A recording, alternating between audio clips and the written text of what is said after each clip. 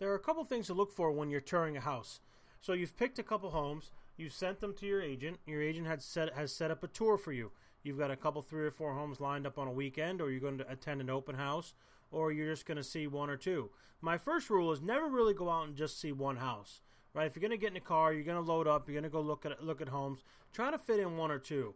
Never really just go to one house, because when you go to one house, maybe it smells bad, maybe the kitchen's not, what you think. You could be in and out of the house very, very fast. So you always want to try to, set up a tour for, 2 or 3 or 4 at a time, never really just one. So while you're in the house, or while you're setting up the tour, when you're getting to the house and you're pulling up to look at the first home in the tour, a couple things you want to look at. The first one is the neighborhood. Is it a neighborhood you think you could see yourself in? Is it a neighborhood safe for your family?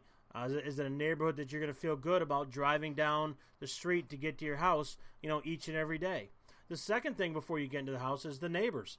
Are the neighbors folks that you can relate to? Is there, a house that has unkept lawn? Are there, old cars hiding in the bushes? Are the lawns kept up? Is the siding good? Are the roof good? Is there a lot of trash or things on the side of the house? Right? A third thing before we walk in is the privacy. Can you see in the windows? As you're walking up to the house, can you see into the bedroom? Can you see into the living room?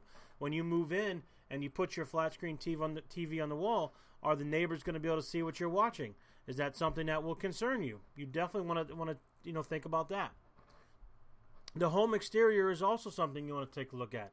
Is the vinyl peeling? Is the clapboard breaking? Is it asbestos siding? Is it aluminum? Is it painted well? Is it cared for?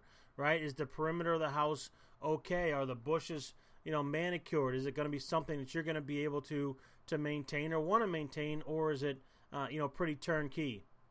All right, so when you're driving up, you want to check out the neighborhood, you want to check out the neighbors, look in the window, check out the privacy, and then, of course, the home's exterior. Now, while you're in the house, amongst all the other things, you want to make sure that the layout flows. Right? Can you get from the kitchen to the dining room? Can you get from the bedrooms to the bathrooms? Is the layout something that works for you? You want to be aware of some smells, stains, and other types of nastiness. Cat box, smoking, certain type of cooking. Make sure that those, smells are going to be able to be removed if they have the smells that you don't like. So that's also something to pay attention to. Is the house bright? Does it have a lot of air? Is it open? Is it warm? Is it comfortable? And then most people forget about this, but on top of the layout, on top of the smell, stains, nastiness, the light, the air, you want to take a look at the closet space. You've got a lot of stuff. You're going to bring this stuff in. Is there space for what you're going to bring into the house?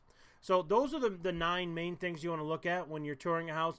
The other stuff, can be fixed. The sinks, the kitchens, that sort of stuff. The cosmetics of the house can be changed, but things about where the windows are, the layout, some stains in the carpet or stains on the paint or smell, or exterior conditions are some things that you might not want to deal with.